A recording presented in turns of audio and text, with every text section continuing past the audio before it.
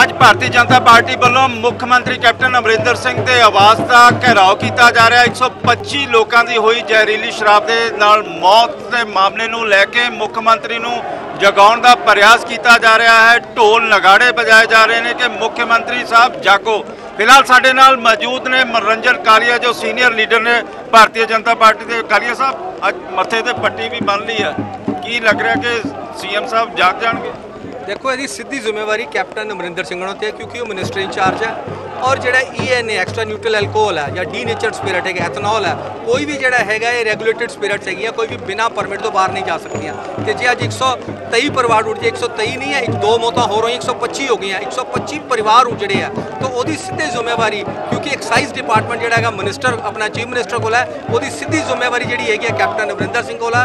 और इसलिए जोड़ा है उन्होंने कोई तवक्को नहीं कर सकते क्योंकि कहते कि मेरा कातिल ही मेरा मुनसिफ है, क्या वो मेरे हक में फैसला देगा? यदि CBI इंक्वायरी जी होनी चाहिए ताइयों जो सच्चाई सामने आई। पर अज किते ना किते बदल भी छाए हुए ने, मीह भी पै रहा, जोश किस तरह है? बिल्कुल पूरा जोश है। अज तो इंद्र देवता भी जोड़े साडे नाल खड़े हैं कि भी वो जोड़े है चाहते हैं कि भी जो इंसाफ होवे, पंजाब नूं जोड़ा है नशा मुक्त किया जाए। लेकिन सरकार कहती है कि जड़ियां फैक्ट्रियां फड़ियां ने साडे पंजाब पुलिस ने फड़ियां ने, सारा कुछ उन्होंने बेनकाब किया है। गल यह है कि कैप्टन अमरिंदर सिंह ने जिले के जोड़ा है जी चल रही सी इलीगल जी है डिस्टिलरी चलती सी, तो यदि जिम्मेवारी जी है कि भी अफसर उत्थे या तो एडे नलैक लाए हुए थे तो या मिली भगत सी या उत्तों इशारा सीगा, तो जे इशारा सीगा तो किहदा सीगा? डिपार्टमेंट किहदे कोल है? वो मुख्यमंत्री कोल है। जिम्मेवारी तो नहीं बच सकती। कालिया साहब एक दसो कि अज दे दौर दे विच कांग्रेस ही कांग्रेस के खिलाफ प्रदर्शन करन दे विच रुचि हुई है। राज्य सभा के 2 मैंबर पार्लीमेंट ने यह कहा जा रहा है कि वो बीजेपी के तोते बन चुके हैं। गल है अपनी आत्मा की आवाज़ तो जो बोलते पे है,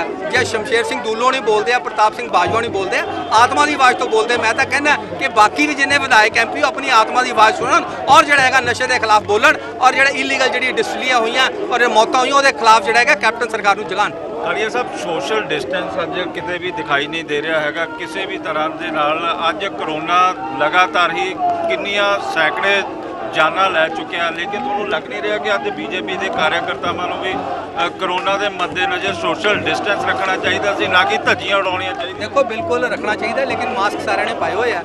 लेकिन दिक्कत हैगी है कि भी असी जो हजूम हो जाता उन्होंने असी कंट्रोल नहीं किया तो सीगा कि भी भाई तुसीं सोशल डिस्टेंसिंग रख के जोड़ा है इनू एजुटेट करना है, जी शामिल होना है। लेकिन है कि भी जनता का एक मूड होंदा, जोश होंदा, जोश के आके जोड़ा है जोश के विच होश भी खो बैठे थे, लेकिन जोड़ा नुकसान आम पब्लिक नूं भुगतना पिया। देखो गल है जोश भी अपने कार्यकर्ता है हूँ वो कि भी एक गल मनदा मैं कि जोश जो ज़्यादा है तो उसका होश भी असी किया भी इन्होंने कि भाई तुसीं जो सोशल डिस्टेंसिंग करके रखना। इस मनोरंजन कालिया जो दस रहे हैं कि किस तरह की बीजेपी की रणनीति है जहरीली शराब को लेकर।